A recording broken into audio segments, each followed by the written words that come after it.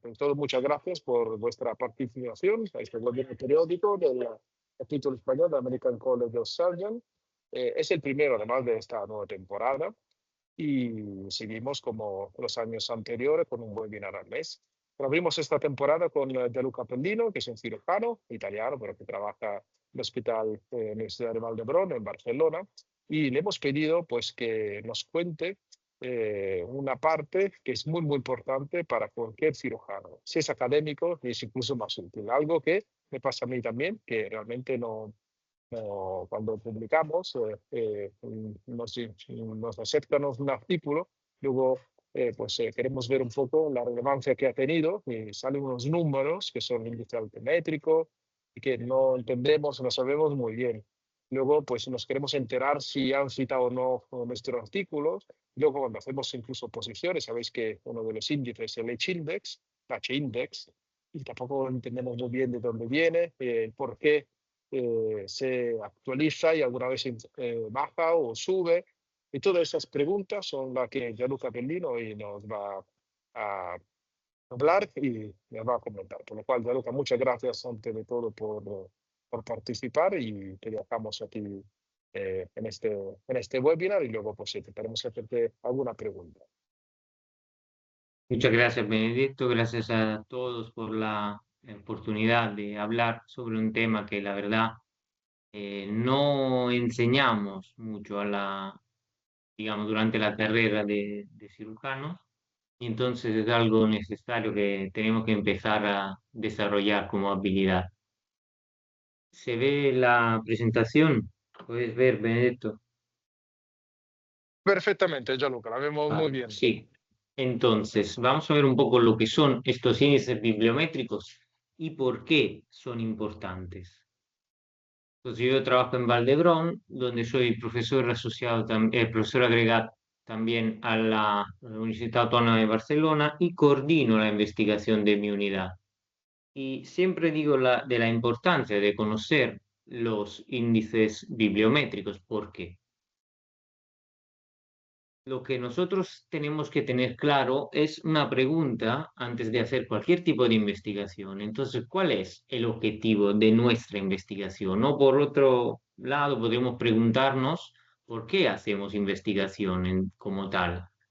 Por un lado, porque nos puede gustar o para tener, digamos, una progresión en nuestra trayectoria profesional, pero también para llenar un vacío en el conocimiento o mejorar lo que es el tratamiento de algunas condiciones y entonces mejorar la atención a nuestros pacientes y los resultados de nuestro tratamiento. Pero es fundamental para eso también tener en cuenta que lo que buscamos es tener un impacto con nuestra producción científica. Entonces, los médicos ahora, y es necesario también que se pongan a investigar, pero ha aumentado mucho la cantidad de que publicamos. Entonces, una pregunta honesta que deberíamos que hacernos cada vez que publiquemos algo, estamos pensando en un estudio, es si alguien lo va a leer. Y entonces tener claro a quién, para quién estamos planteando un estudio o escribiendo un artículo, porque esto es clave para tener luego un impacto en lo que estamos, digamos, programando. Esto es un resumen de lo que son las preguntas a la base de la importancia de los índices bibliométricos, y esta es una visión más bien de las revistas. Entonces, estos editores hacen, la primera pregunta es, ¿qué estamos buscando conseguir?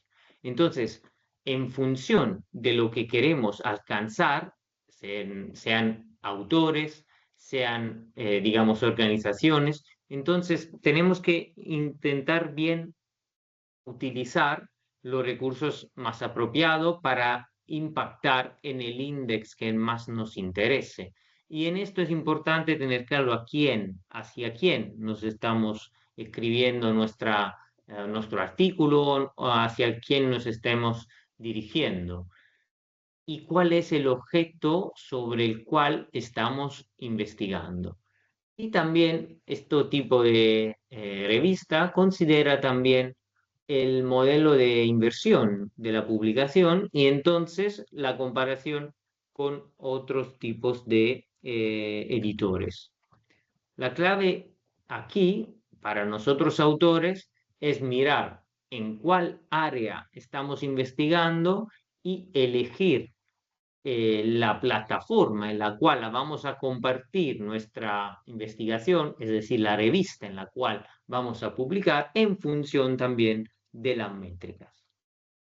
Entonces, volviendo a los índices como tales, la finalidad de los índices podemos, digamos, resumirla en un valorar de forma más objetiva tanto las revistas como artículos y autores. Esto lo podemos hacer a través de varios índices. Por ejemplo, si miramos los índices o las métricas de artículo, en realidad eso se puede aplicar también a revistas y autores. Estas pueden basarse en citas, cuántas veces se cita un artículo, y entonces estos datos se pueden eh, buscar en Google Scholar, Scopus, Web of Science o Easy, que son los que más se utilizan como, digamos, proveedores de citas a los artículos publicados. Pero de forma muy reciente se han propuesto métricas alternativas, las que se conocen también como Admetrics. ¿Qué son estas? Son datos que vienen de cuántas veces un artículo o un producto científico está mencionado en redes sociales, en la literatura gris, en la prensa y cuántas veces se utiliza un artículo, es decir, cuántas veces los lectores entran a una página web de una revista, cuántas veces bajan el artículo y también cuántas veces se guardan la referencia entre su propia bibliografía, por ejemplo, utilizando apps como Mendeley. Todo esto es parte del impacto de Altmetric. También tenemos unos, digamos, proveedores que lo que hacen es mirar los Altmetrics. Por ejemplo, Plum y Altmetric. Y estos están integrados, por ejemplo, en la plataforma que usamos también para valorar las métricas convencionales. Entonces veis cómo es importante tener en cuenta que estos índices no son alternativos, sino que se complementan el uno con el otro. Volviendo a lo que es la finalidad de los índices bibliométricos, podemos entonces mirar varias métricas, unas métricas a nivel de la revista, del artículo individual y del single autor. Una de las métricas de los índices más utilizado es el Impact Factor o JIF. Y es simplemente calculado poniendo todas las citaciones de artículos publicados entre los 2 años anteriores en un singolo año. Es decir, las citas en 2002, por ejemplo, de todos los artículos publicados en 2001, y todo esto se tiene que dividir por el número total de artículos publicados en aquellos años. Cuanto más alto el impact factor, entonces mejor, más impacto tiene la revista. Los artículos que se suelen incluir son revisiones, artículos y artículos de congresos, es decir, lo que se define artículos original, ¿no? Y necesitamos por lo menos 3 años para calcular un impact factor. Lo que no incluye son editoriales, correspondencia editorial menor, noticias generales, pero en realidad, con la experiencia que he tenido en los varios años trabajando en la editoría, a veces unos artículos que no se considerarían, digamos, source items, que son lo que veis ahí incluye, se valoran sí como source item. Por ejemplo, una correspondence que tenga mucha bibliografía puede ser valorada como un source item. ¿Por qué? porque es una manera de manipular el impact factor a veces de parte de las revistas. Entonces, no es tan rígido el esquema con el cual se seleccionan los artículos que veis ahí para dividir el total. Entonces, si luego volvemos, queremos mirar el impact factor de los 5 años, lo que se haría es trasladar el cálculo que veis ahí a los 5 años. Entonces, incluir todos los artículos publicados, en este caso, por ejemplo, entre 1997 y 2001. Y arriba todas las citas que han recibido en 2002. Esto daría el 5-year impact factor, que es otra manera de medir el impact factor, pero en un plazo más largo. En este caso, en lugar de 3, necesitaríamos 6 años. Y la finalidad de esto es clasificar de forma objetiva, valorar de forma objetiva, categorizar y comparar de forma objetiva las revistas. Otro índice que se está utilizando de forma más reciente es el CiteScore. Esto ha sido propuesto por Elsevier, lo podéis encontrar en Scopus, podéis entrar a vuestro perfil. Si tenéis alguna cuenta institucional, podéis acceder a estos tipos de métricas. Y lo que hace es una proporción de citas de 3 años a las mismas publicaciones de 3 años. El nuevo método incluye 4 años. Entonces, esto es cómo se calcularía el CiteScore. Otro, digamos, índice que se puede utilizar es el Shimago, un Journal Ranking. Tenéis que tener en cuenta que no siempre está actualizado a los últimos datos. Es decir, suele haber un poco de demora en actualizar los datos. Entonces, se utilizan los datos de Scopus para calcular el cuartil en el cual la revista en la cual se ha publicado se coloca. Cuanto más alto el cuartil, mejor es la revista. Entonces, el mejor cuartil es el cuartil 1 o Q1, ¿sí? Las revistas están divididas en áreas de interés. Por ejemplo, la revista oficial del American College of Surgeons, JACS, se clasifica en Q1 de cirugía. Hay otras revistas de cirugía que pueden estar en Q2, por ejemplo, de gastroenterología, y estar en Q1 de cirugía. Nosotros, en este caso, escogeríamos el Q1 de cirugía.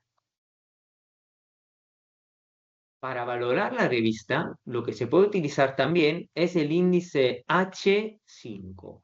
En este caso, estamos hablando del mayor número de H o X, tal que H artículos publicados en los últimos 5 años, por eso 5, tengan al menos H o X citas cada uno.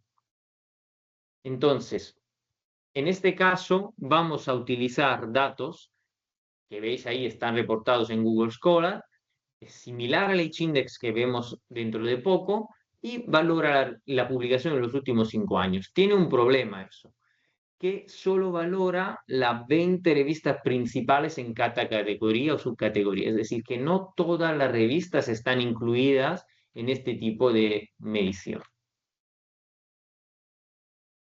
Otra métrica que es muy interesante y vale también para los autores es el Immediacy Index. Es un índice de inmediatez de lo que estamos publicando, es decir, el número promedio de veces que un artículo es citado en el año mismo en el que se publica. Y es distinto el impact factor.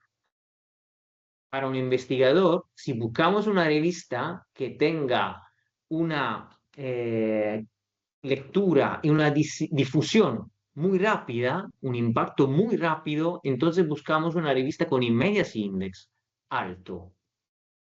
Y el editor lo puede utilizar para compararse con las otras revistas y ver si lo que está publicando es actual y si tiene visibilidad en la prensa y en la sociedad misma, o se utiliza en la literatura por los lectores y autores. Y entonces puede también valorar toda la revista de subcategorías en lo que veis en la última línea, que es el Immediacy Index agregado por categoría. Esto es un índice más complejo, pero se puede utilizar como editor. Al momento de valorar las métricas del singular artículo, lo hemos mencionado anteriormente, el Altmetric Attention Score es muy práctico de utilizar y consiste en la atención que un artículo o un producto científico recibe en las redes sociales, en la prensa y en blogs. También Wikipedia suma al momento de calcular el Altmetric. Toda esta puntuación, todos estos pequeños puntos que se asignan por cada mención, pues van a constituir el Altmetric Attention Score. Este score que veis a la derecha, por ejemplo, ahí es 11. Ojo a interpretar la figura. Es importante no solo el número, sino mirar los colores que hay ahí. Por ejemplo, azul claro veis ahí que son tweets, es decir, simplemente un artículo se ha tuiteado. Importante, si queréis que un tweet o una citación en redes sociales o cualquier citación en blog o en prensa quede reflejado en la Metric Attention Score, tenéis que mencionar el DOI, el número DOI, que es el Digital Object Identifier. Lo veis ahí abajo de la figura, veis DOI con un número. Este número identifica vuestro artículo. Si está en la web donde está citado, referenciada vuestra publicación, quedará reflejado en el Altmetric. Es claro, por ejemplo, que tener un color como el amarillo es más importante porque es un blog. Es decir, el artículo no solo se ha publicado en una red social como puede ser Twitter o en Facebook, el azul oscuro, sino también en otros medios de divulgación y puede ser también en una revista, digamos, de diseminación no científica como tal. Entonces, tener una penetración más grande a nivel público. También tenemos métricas un poco más complejas, como el Field Citation Ratio y Relative Citation Ratio. Eso lo voy a, digamos, mencionar de forma más rápida. El FCR es un rendimiento relativo de citas de un artículo o producto científico comparado con artículos de la misma edad, es decir, que llevan los mismos años publicados en el área que estamos investigando, ¿sí? En este caso, si es superior a 1, tiene más citas que el número promedio de artículos, pero los artículos con menos de 2 años de edad no tienen FCR, es decir, no sale esta métrica. En cambio, el Relative Citation Ratio es el rendimiento de citas de un artículo comparado con todos los artículos en su área de investigación. Vamos a ver un ejemplo. Entonces, en este caso, el Field Citation Ratio es 8. Ese artículo tiene 8 citas, entonces tiene un muy bueno Field Citation Ratio, pero solo ha tenido muy pocas citas de forma reciente, y además, si vemos todos los artículos publicados, no solo en los años muy recientes, en su campo, veis que el índice RCR, Relative Citation Ratio, es más bajo que lo esperado. Entonces, al ser las citas recientes, el FCR es alto, pero en comparación con todo lo que se ha publicado, sin tener en cuenta los años en los cuales se ha publicado, la revista, el artículo no tiene el mismo impacto, ¿sí? PlumX es otra métrica que se utiliza mucho. Esto tiene datos sobre lo que veis ahí en el listado. Son citas, utilizo, capturas. Entonces es una, digamos, un resumen de la metric y lo presenta de forma distinta. Pero en breve lo que hace es juntar las métricas convencionales de citas en revistas, perdón, en archivos como Scopus indexados o proveedores de servicios de indicización de bibliografía como Mendeley y las redes sociales, las menciones en prensa, en Wikipedia. Ahora podemos mirar lo que son las métricas a nivel de autor. Unas de las métricas anteriores también se pueden utilizar para el autor, por ejemplo, el impact factor. pero hay unas, como por ejemplo el H-index, que se llama Hirsch factor por el nombre del autor que lo ha descrito, que consiste en el número de artículos que tiene un número de citas igual o superior a H. Entonces, podemos decir que un autor tiene un índice HX si la H de sus artículos tienen al menos H citas cada uno y los otros tienen igual o menos. Lo vamos a ver con un ejemplo muy fácil. Entonces, saberlo ahí es difícil, pero si lo veis gráfico, ayuda a entenderlo. Entonces, la primera columna que veis ahí, en este caso, el autor tiene un H-index de 8. ¿Por qué? Porque tiene 8 artículos que están citados por lo menos 8 veces, ¿sí? En la segunda columna, el autor tiene 9 artículos que están citados por lo menos 9 veces. Y así lo mismo el H-index 10. En este caso, un problema del índice H es que si un artículo tiene muchas citas o tiene muy poca, estos artículos o estos productos no entran en el cálculo. Entonces se ha propuesto otro índice que es un poco más complejo, solo lo pongo ahí para que lo veáis, que es el índice G.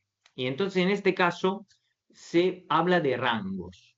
Es muy complejo, pero parece ser un poco más fino al momento de valorar toda la producción científica de un autor. Está claro, pero en este caso que un problema es que unas pocas citas pueden mover de forma más importante el índice G. Y entonces es menos inmediato también de utilizar y menos fácil, por esto solemos seguir utilizando el índice H. Una variante de los índices H es el índice I10. En este caso, solo valoramos los artículos que se han citado por lo menos 10 veces. Este sería entonces, el índice 10 es el número de artículos citado por lo menos 10 veces. Entonces, este autor tiene 8 de índice H y tiene 5 de índice 10 porque tiene solo 5 citados 10 veces. Hay otras métricas que son muy útiles que se pueden encontrar en el perfil de Scopus de cada uno de vosotros. Entonces, si tenéis una cuenta, por ejemplo, Scopus, podéis acceder y hacer, digamos, una proyección de lo que es vuestra producción científica. Lo podéis hacer dándole a un botón que hay ahí que le da analizar scientific output, analyze scientific output, y podemos mirar, por ejemplo, en el tiempo cómo ha ido nuestra producción científica para ver si algo lo estamos haciendo bien, mal. Entonces, es una forma de auditarse también. También podemos mirar cómo ha ido nuestra producción científica en función del impact factor de las revistas en las cuales estamos publicando a lo largo del tiempo. Además, lo que podemos mirar son métricas de acceso a nuestra producción científica, cuántas veces la persona, los lectores entran a nuestro artículo online, que es cada vez más importante debido al hecho que muchas revistas ya no se hacen en papel, es todo virtual, y también las redes que estamos estableciendo, las colaboraciones. Por ejemplo, podemos mirar los cuartiles en los cuales estamos publicando a lo largo del tiempo y ver si efectivamente nuestra producción va mejorando o bajando y actuar para mejorarlo. Asimismo, podemos ver nuestra, digamos, implicación en cada artículo, es decir, en cuáles somos primer autor, último autor, correspondiente. Todos estos datos son importantes al momento de ver si nuestra trayectoria está efectivamente cumpliendo con nuestras expectativas. Y podemos verlo también en un gráfico, es decir, podemos ver en cuántos artículos estamos colaborando y si nos interesa, por ejemplo, ser más primer autor, último autor de algún artículo y ir corrigiendo las curvas que veis abajo. Finalmente, es muy importante la colaboración, es decir, una red amplia hace que nuestros artículos sean más leídos. ¿Por qué? Porque representan a una población de investigadores más amplia, entonces también de pacientes más amplia. En nuestra web de la universidad, como las de muchas universidades, también podemos mirar nuestras conexiones, tanto en nuestra misma institución, tanto con las otras instituciones, y ver si tenemos, digamos, algo que corregir en el sentido que tenemos poca conexión con algunos departamentos y queremos, digamos, crecer en aquella rama, o simplemente si vamos bien y lo podemos mejorar. Entonces la pregunta es, ¿cómo podemos mejorar las métricas? Porque también se utilizan, como hemos dicho, para la progresión, digamos, de carrera. Bueno, hay personas que están ofreciendo, o servicios que ofrecen una manera de subir las métricas bajo un pago. Es decir, pagas una cifra X y ellos te suben el H-Index en Google Scholar. Ese es un ejemplo de Scholar, pero hay también, digamos, algunos que ofrecen subir Scopus. Eso no hay que hacerlo porque, porque es una manipulación y siempre dará problemas. Lo que hay que hacer es, primero, tener una estrategia de publicación, es decir, buscar revistas de buena reputación, pero enviarles artículos de alto nivel y fiables. Publicar lo que se cita más. Entonces, revisiones y revisiones sistemáticas. Si puede ser con metaanálisis, mejor. Tener muchos lectores. Entonces, intentar publicar en inglés y si queréis también tener un resumen en castellano, por ejemplo, con temas relevantes. Trabajar en equipo, eso es un trabajo largo, no es un sprint, sino una maratón, un maratón. Entonces tenemos que tener muchos otros colaboradores y supervisionar también a juniors, porque esto ayuda mucho luego a formar otros componentes de nuestro equipo y a aprender por ellos también.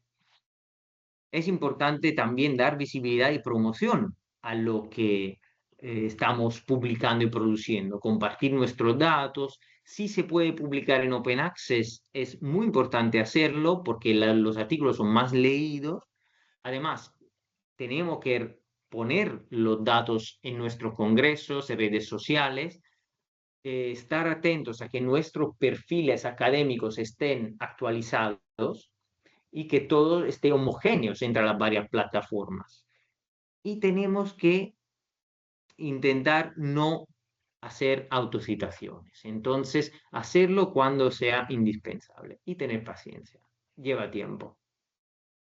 Entonces, para llegar a las conclusiones, existen muchas métricas en investigación que pueden ser clasificadas entre convencionales y alternativas. Estas métricas son complementarias. Se pueden utilizar para valorar tanto autores como revistas y artículos individuales. Son fundamentales para auditarnos y también para elegir la revista o la plataforma para compartir los resultados de nuestra investigación. Finalmente, se pueden mejorar, sí, las métricas individuales, pero clave es trabajar en equipo, trabajando en proyectos de alto nivel y tener paciencia. Gracias. Bueno, yo, Luca, primero pediros a ti y a los demás disculpas por las dificultades que he tenido para acceder al Teams. No sé qué problema he tenido, porque esta mañana he estado conectado con Teams en otro escenario y no he tenido ningún problema, pero lo de esta tarde ha sido un verdadero drama. O sea que perdón por haberme incorporado tarde y bueno, evidentemente dejar el panel abierto para que todo el mundo pueda consultar o aclarar alguna cosa. yo como he llegado tarde, me he perdido una buena parte, me gustaría que otros empezasen a comentar, sobre todo porque habrán visto la primera mitad de la presentación, que probablemente era, si no la más interesante, por lo menos la que más datos tenía, ¿no?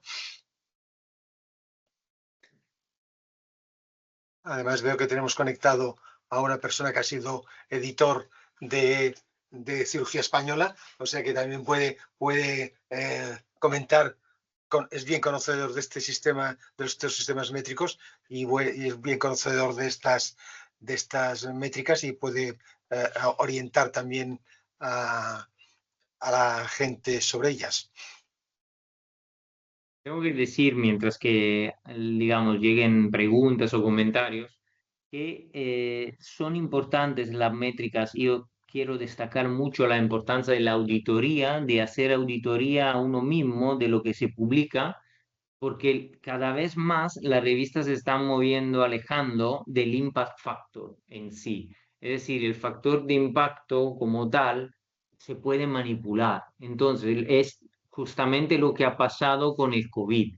Entonces, es muy importante conocer las métricas que hay para entender también cuál es nuestro objetivo con nuestra publicación. Sí. Es algo que estaba en la parte, digamos, inicial de la ponencia, de la charla, es preguntarse cuál es el objetivo de lo que estamos publicando, porque cada objetivo puede tener como plataforma digamos, para compartirlo, una plataforma más o menos adecuada. Por ejemplo, hay artículos que son destinados a un panel muy técnico, por ejemplo, y necesitaríamos una revista técnica ampliamente leída y donde se publican datos muy técnicos. Y otros artículos, por ejemplo, translacionales muy clínicos, pero en los cuales es importante también llegar a pacientes. Y hay revistas, por ejemplo, que se dedican a hacer una diseminación, entrevistas con autores y tienen ley summaries, que son resúmenes para pacientes, que tienen una, digamos, un uptake o una visión por parte del público mucho más amplia. Entonces, esto también va más allá de las métricas como tales. Sí. Lo que sí recomiendo es evitar... Sí, adelante. No. Bueno, es que uno de los Sí, problemas no, que tenemos Gianluca, es que... no. Sí, Didi, no, yo te quería preguntar, Gianluca, es que al final es verdad que lo has dicho, ¿no? Hay que medir las métricas porque, sobre todo en la época COVID, ¿no? Hemos participado todos en estudio multicéntrico con 1000 autores y la H-Index se sube, ¿no? Porque al final, si participas en un estudio que lo publican en Lancet, tú puedes presumir que has publicado en el Lancet, pero tu H-Index impacta en esto, ¿no? Pero al final es lo que se Sí, ve el H-Index, no los demás. a ver, yo lo que recomiendo es, ese es un tema que siempre ha salido, el collaborative authorship, ¿no? Entonces, si tenemos que valorar el collaborative authorship, bueno, yo creo que son dos binarios separados, collaborative y estudios, digamos, monocéntricos, multicéntricos, lo que sea, de uno centro. El collaborative te puede dar una respuesta muy rápida a una situación en la cual necesitas actuar de forma inmediata, puede cambiar el manejo de los pacientes de un día al otro y te permite coleccionar datos, recolectar datos de forma muy rápida en poco tiempo. Pero del otro lado también tenemos investigaciones a nivel local, puede ser monocéntrica o multicéntrica, que no tienen la potencia que puede tener un collaborative como capacidad de reclutar pacientes y diseminar los datos, que tienen su validez. Al momento de presentarse para una oposición, para presentar su propio currículum, cada uno sabe lo que ha aportado a cada artículo. Entonces, para valorar el currículum de una persona, se puede mirar simplemente el H-Index, pero no es una mesura apropiada. Lo que hay que mirar es la contribución que cada autor ha dado a cada artículo. Entonces, poner un paciente en un pool de 6.000 pacientes no te acredita la autoría. Lo que te lo acredita es escribir el paper, desarrollar eso. Entonces, ¿cómo depurar el H-Index? Bueno, es algo que se va haciendo, ¿sí? Porque leyendo en los artículos está claramente reportado quién ha hecho qué. Entonces, por ejemplo, mi universidad contacta conmigo cuando hay una publicación que va a mi perfil de mi universidad, por si es un artículo colaborativo, si yo estoy implicado como autor o simplemente he participado como colaborador. Si yo no tengo ningún papel en escribir el artículo, lo quitan de mi perfil de la web. Así que el index que se queda reflejado ahí es lo de artículos en los cuales yo efectivamente he cumplido con los criterios de authorship que están codificados por editores de forma internacional. Entonces, lo que yo recomiendo es, el H-Index como tal no sirve para medir el Ya, producto, la productividad de una persona. Está ya, claro que si una persona tiene efectivamente, sí. 200, pues no serán todos artículos de colaboración. Claro, así como es bueno decirlo, no lo digo nada más, pero de forma de crítica, que el Google Scholar, lo que tú has dicho, el índice, creo que no vale para nada. Es un poco como los likes Sí. para un influencer. Cuanto más Eso es muy influencer, sencillo de hacer, muy y- sencillo de entender. Lo que hace falta es mirarse un artículo propio en propio perfil de Google Scholar y mirar el número de citas, ¿no?, que hay, lo abres y hay fuentes que están incorrectas o son artículos sin peer review o preprints, entonces no es muy fiable y es algo que no utilizamos. Scopus e Easy son lo que más se utilizan. Easy Web of Knowledge es un poco más estricto, pero también Scopus vale, digamos, como índice. Pero es un buen ejercicio ir revisando cada uno su propia métrica en Scopus, porque ahí, por ejemplo, puedes excluir autorreferencias, artículos donde no eres, digamos, primer autor, último autor. Es un ejercicio muy válido. ya, ya. Luego, lo que has dicho tú es verdad que accediendo a Scopus tienes todas las métricas, que es muy bonito mirarlo, y la gente dice, bueno, pero si yo trabajo en hospital público, no tengo acceso porque no soy de la universidad, a recordaros, y dime si es verdad, Gianluca, que si tú haces revisiones de algunas revistas y las aceptas, tienes incluido también el acceso a Scopus durante un periodo limitado, que también es una Claro, parte buena de ser revisor, ¿no? esto viene con las revistas del Sevier, porque es un producto del Sevier, Scopus. Y entonces te suelen dar las revistas un acceso de 30 días para, digamos, consultar de forma no restringida el archivo del Scopus. Y es un buen recurso. Esto está bien destacarlo porque Sí, es una sí, sí. buena, digamos, motivación para hacer revisiones, además de aprender y, digamos, ver lo que se está haciendo al nivel de investigación. Pero también, digamos, si estamos buscando una revista, lo que también quiero subrayar, es importante no solo mirar el impact factor. El impact factor como tal se mueve, oscila de forma muy, digamos, artefacta a veces. Por ejemplo, Annals of Surgery siempre ha sido la revista con el impact más alto y pues por una serie de eventos ha bajado mucho. Como han subido índices de otras revistas. Y esto es un poco un cambio que ha habido en lo que entra en la revista, digamos, el contenido, las temáticas. Entonces, como tal, el índice de impacto, pues no cuenta todo en la revista. Bueno, además el índice de impacto se creó para catalogar revistas, no se creó para catalogar autores, ¿no? Aunque No, luego lo hemos ido derivando de alguna forma, por intereses más o menos espurios, lo hemos ido derivando a valorar autores, pero no está creado para eso, ¿no? no, no, no, no, en absoluto. Lo que decía me refería a las revistas mismas. Mm. Pero como índice de los autores puede ser una misura interesante, pero no es la que se suele utilizar. Además que hacerlo de forma verdadera es muy complejo.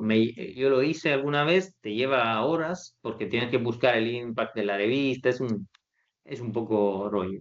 Y no Del año vale del sumar año todo de el la impact. publicación de tu trabajo y, bueno, sí, no, es un rollo. Hacerlo es un rollo. Bueno, lo que pasa es Sí, que lo haces una sí. vez y ya lo guardas prácticamente a perpetuidad, ¿no? Porque, claro, sea, el índice de Efectivamente, oferta de la revista del año 84 es el del año 84, ya no se mueve más, ¿no?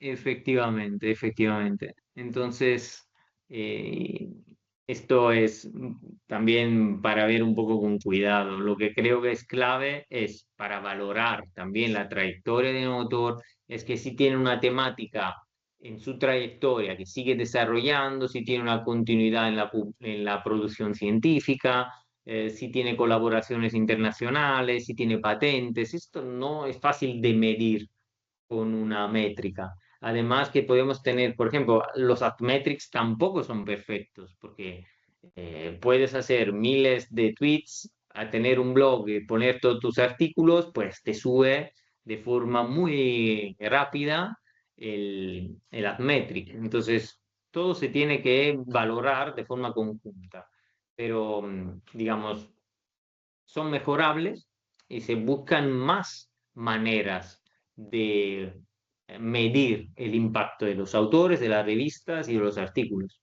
Es dinámico el proceso.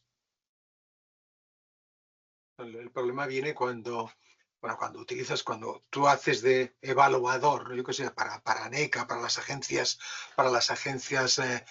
autonómicas o demás de candidatos o de autores, a los que más utilizas evidentemente son los que ofrece Clarivate en este momento, ¿no? De la Web of Science, ¿no?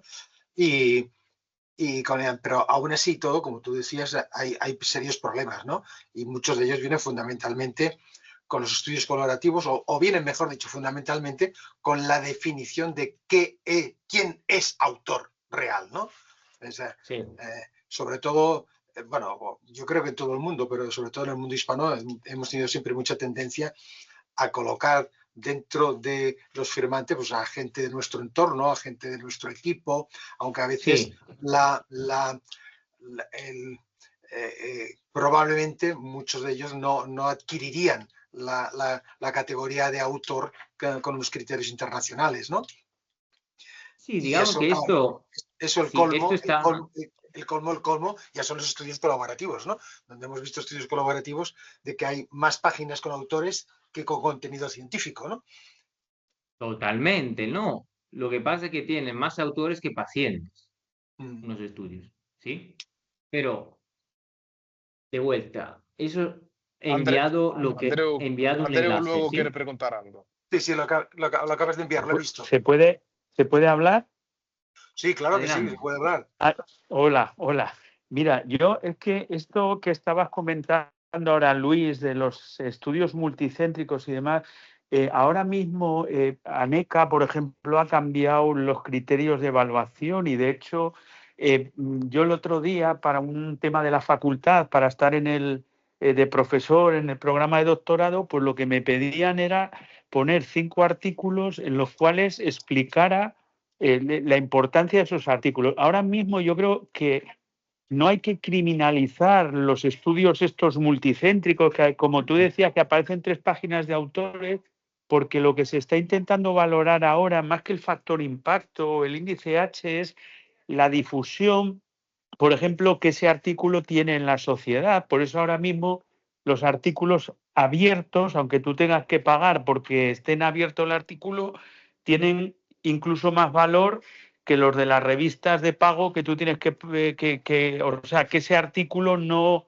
tiene difusión para todo el mundo. Entonces, ahora un poquito el criterio es más la importancia que para la sociedad es lo que tú aportas. Y bueno, cuando ha pasado todo esto del COVID, pues es cuando yo creo que se ha generalizado esto de los superestudios, lo de la Global Surgery, ¿no? Y esto, la ventaja que ha tenido es que nos ha permitido ir también muy rápido a la hora de buscar soluciones. Entonces, aparte que sí, que esas revistas también tenían impacto y tal, yo creo que el aportar pacientes, el aportar la experiencia de tu centro, sí que contribuye o ha contribuido y además es algo que se está valorando cada vez más, ¿eh? No sé, igual lo habéis comentado antes, que estaba lavado y igual y no me podía conectar bien. Lo hemos comentado, gracias, dice, lo hemos comentado. El Disculpa tema es, entonces. No, no te preocupes. El tema es que lo que yo digo es que este tipo de investigación tiene un papel en la investigación de cada centro, monocentro, multicéntrica, pero no a nivel colaborativo global, tiene otro valor. Todos tienen valor. Pero al momento de evaluar la producción científica de un autor, es importante que el autor, si es un firmante, haya contribuido según los criterios que están establecidos por ICMJAJ. Es decir, es una web que envié ahora en el chat y ahí está codificado. O los créditos, por ejemplo, los créditos de autoría. Y esto es distinto que ser un colaborador. Entonces, los estudios de colaboración identifican quién se ha encargado de pensar en el estudio, diseñarlo, llevarlo a cabo, digamos, como panel que lo ha gestionado el estudio y ha escrito el artículo. Y se hace responsable de los datos. ¿Por qué? Porque estos datos pueden tener errores. Y quien firma un artículo es responsable. Entonces, estos factores son importantes. Luego, la diseminación se puede medir, lo hemos visto, lo he enseñado cómo se puede mirar. Y hay un índice, por ejemplo, muy bueno que es el índice de inmediatez, que es algo que están mirando mucho de forma más reciente.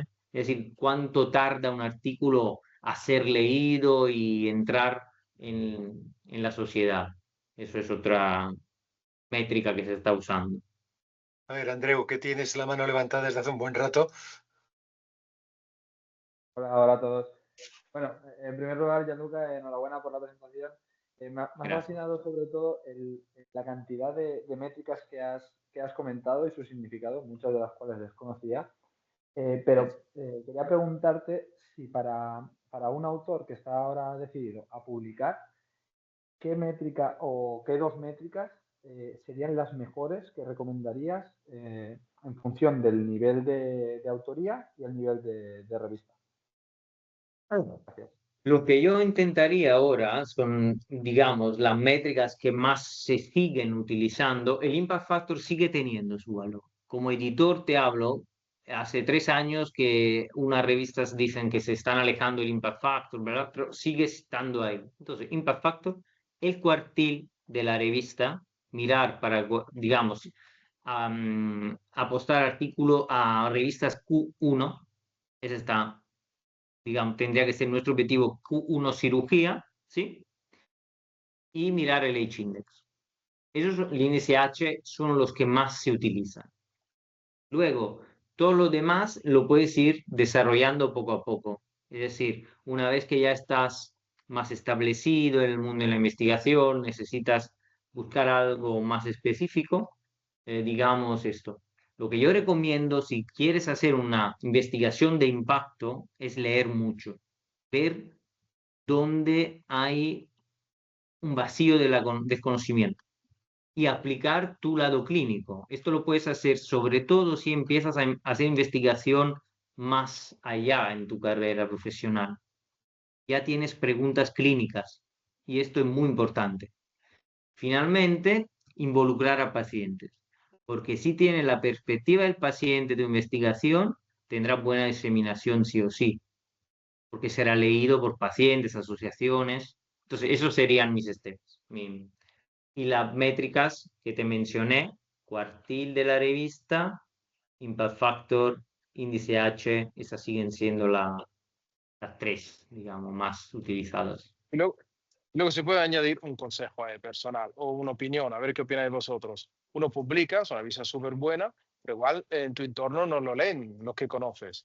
Y para aumentar el índice de lectura, ¿es bueno o no es bueno? ¿Lo hacéis o lo aconsejáis o no? Lo de promocionarlo en redes sociales. Yo, por ejemplo, lo promociono en LinkedIn y la gente y con el link, no de PubMed, sino el link directo de la revista, porque es el que realmente capta el índice. Esto seguro que lo sí, ves bien, lo mencioné en mi Sí, ponencia, sí. creo que está muy bien, tiene que ser honesto lo que hacemos, no un self-promoting que vas a un congreso y solo hablas de tus artículos, pero si algo encaja, está bien. Promocionarse en LinkedIn está súper bien, mejor si el artículo es open access, mejor si pones un enlace a la web de la revista, porque la revista te lo agradecerá, porque aumentas el tráfico a la web de la revista y todos contentos porque todos tienen acceso. Cuanta más redes utilices, mejor. ¿Por qué? Porque no todos utilizan todas las redes. Digamos, el tipo de persona que utiliza las redes es distinto en función de la red que estás usando. Lo que sí yo estoy un poco incómodo al utilizar es X. Antes lo utilizaba mucho cuando era Twitter y ahora no sé, no lo veo muy claro. Pero LinkedIn me parece muy buena plataforma para tener discusiones también muy buenas. ¿Qué le sugerirías a la gente? Pues la gente muchas veces tiene esa doble dicotomía de que tengo un paper que puedo enviarlo fuera o puedo enviarlo dentro. ¿Qué sugerirías tú para favorecer un poco cirugía española? En cirugía española creo que la cirugía española tiene un excelente comité editorial y entonces ellos, lo que tenemos que hacer todos, no solo para cirugía española, es ser honestos con nosotros mismos. Entonces, cuando tengamos un artículo, pedir una revisión a algún compañero, experto, y ver si encaja en cirugía española. Porque si no va, pues, o cualquier otra revista, medir el target. Creo que eso es importante. La ventaja de cirugía española es que tiene, por ejemplo, un comité de difusión excelente. También hay, digamos, webinars y esto es facilita mucho la difusión del artículo. Entonces, como, digamos, editor en general, creo que es una ventaja muy grande tener este tipo de diseminación.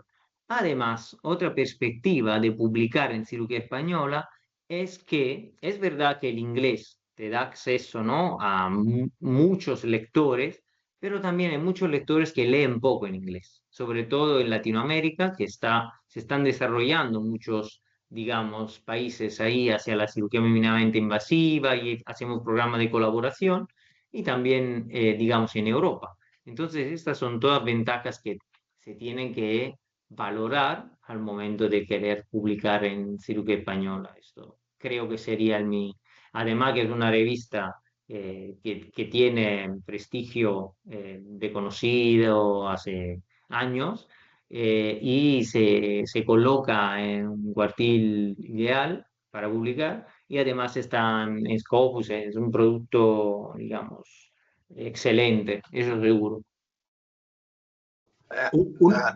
Dime. Doctor Grande, solamente una pregunta que, mira, buenas noches a todos.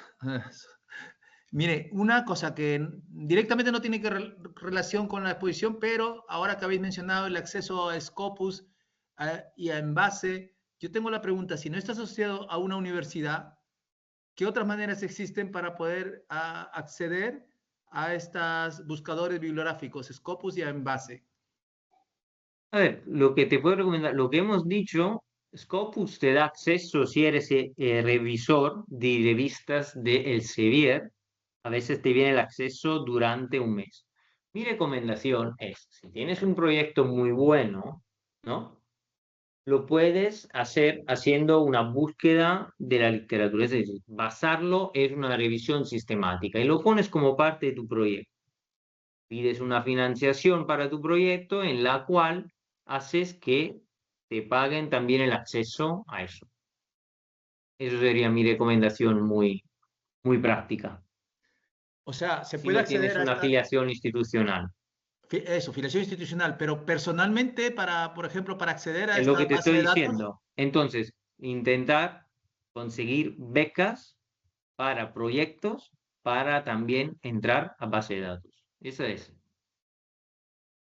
Luego hay Igual, sociedades que pueden ofrecer becas y puedes intentarlo con sociedades. Ahora desconozco de sociedades que puedan darte acceso a esta plataforma, pero facilitan recursos para investigación y puedes solicitar eso también. Perfecto, muchas gracias. De nada. bueno, pues pedir disculpas otra vez por haber accedido tarde, Muchas gracias, Gianluca, por el esfuerzo Placer. de resumir un tema que no es nada fácil, y invitaros al próximo webinar que está programado, me parece que para el día 17 de diciembre, que tratará sobre el efectuar la residencia o los fellowships en el extranjero.